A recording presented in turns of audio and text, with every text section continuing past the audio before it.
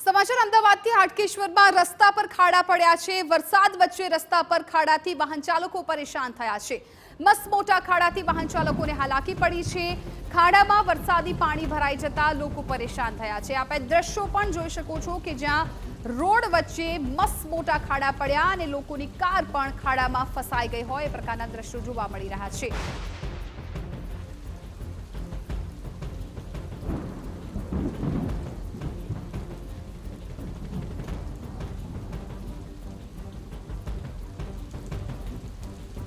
तो अमदावाद आम तो मेट्रो सिटी कहवाय छे, परंतु ચોમાસા દરમિયાન તમામ વિસ્તારની આ જ પ્રકારની હાલત છે। અત્યારે પણ આપણે આ દ્રશ્યો જોયા કે જે એક બાઇક ચાલક કેવી રીતે પડતા બચી ગયો હતો, કેમ કે આ રસ્તા પર મસ્ત મોટા ખાડા પડ્યા છે, જેને કારણે વાહન ચાલકોને ખાસ તો હાલાકીનો સામનો કરવો પડે છે।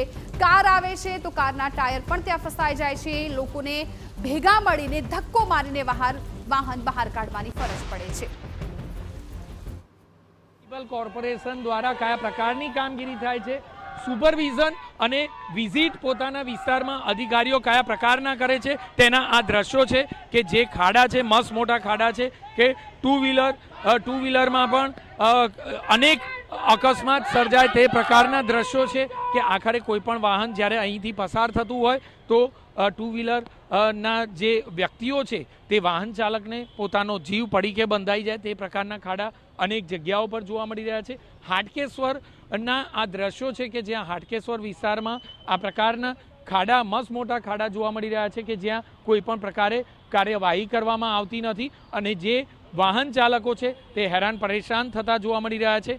એક બે નહીં પરંતુ સંખ્યાબંધ વાહન ચાલકો દિવસ દરમિયાન અહીંથી પસાર થતા હોય છે।